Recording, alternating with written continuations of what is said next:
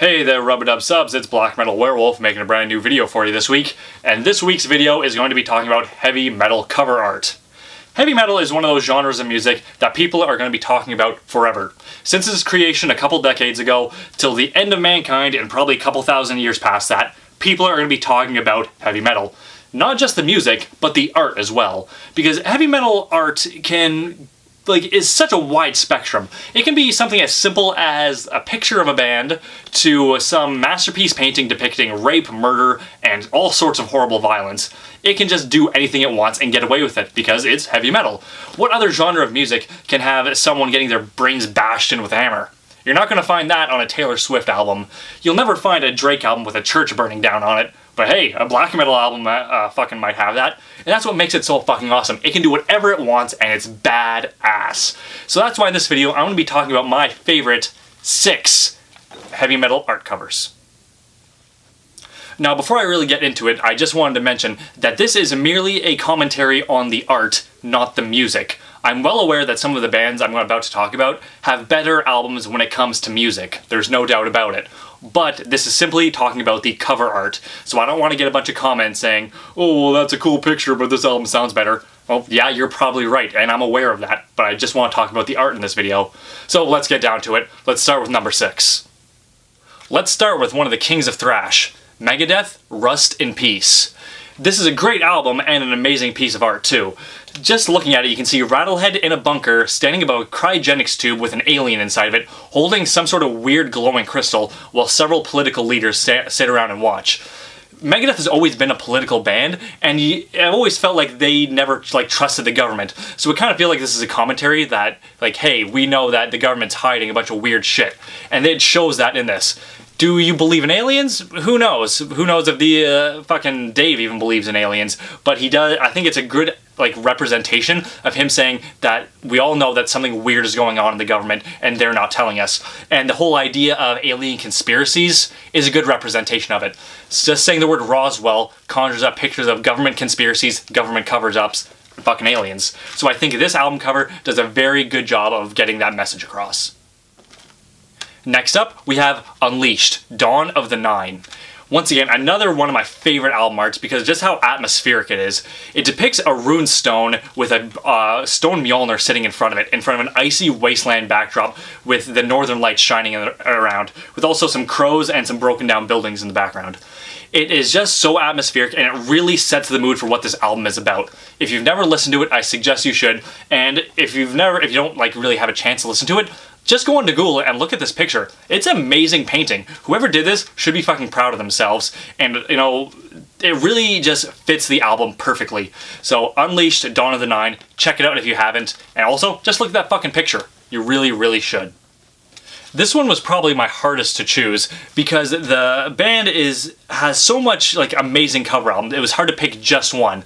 That's why I went with the compilation album that combined all the album arts together into one. And that is King Diamond, Dreams of Horror. Now, King Diamond is definitely one of my favorite bands because, well, King Diamond is fucking awesome. And all of his album arts are always so amazing to look at. So it was really hard to just pick one to say, hey, this is the definitive one. So that's why I decided to go with the compilation that has a shit ton of album arts put together. From Conspiracy and Them to Spider's Lullaby and Abigail, it just comes together with a great picture of King Diamond in the middle. Next up, we have Darkthrone's Transylvanian Hunger.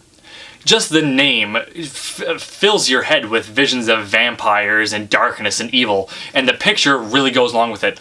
That grim, shadowed figure standing there screaming in the background, holding a candelabra, I suppose you can call it. It really just makes you think, what kind of mysteries does this album hold? Is it about witchcraft? Is it about vampirism? What is it about? You have to buy it and listen to it to know what kind of mysteries this album holds.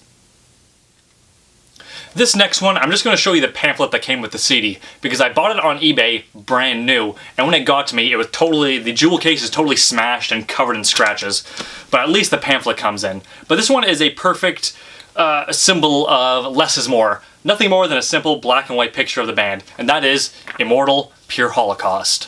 When I got this, I immediately got drawn into how simple the album cover is, but there was something else to it. The menacing stare all the band members have, it looks like their eyes are ice picks just drilling into your soul. It really reminds me of Dracula. because Bela Lugosi in that role had that hypnotic stare that just drew you in. And that's what I have with this. Almost as if these guys are looking right through me.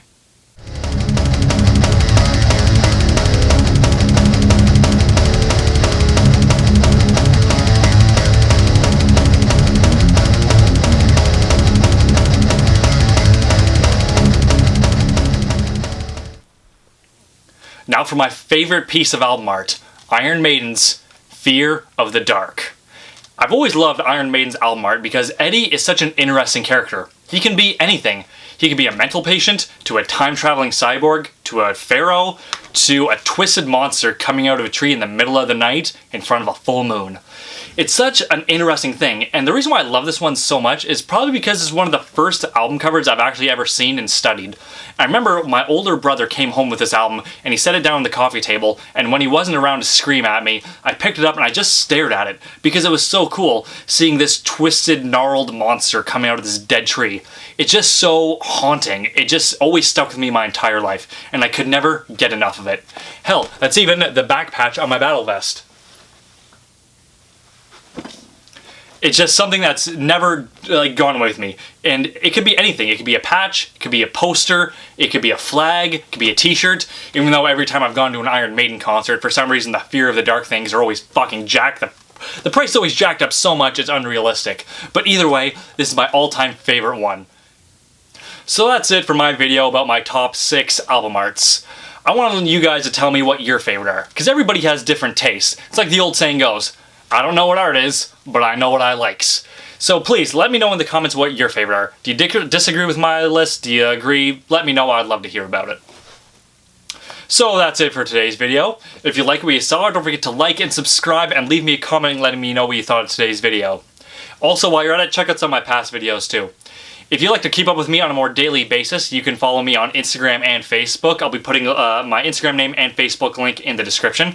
And if you'd like to write me a letter, I have a P.O. box open, so my P.O. box will be in the description as well. So overall, thank you very much for watching, guys, and stay brutal.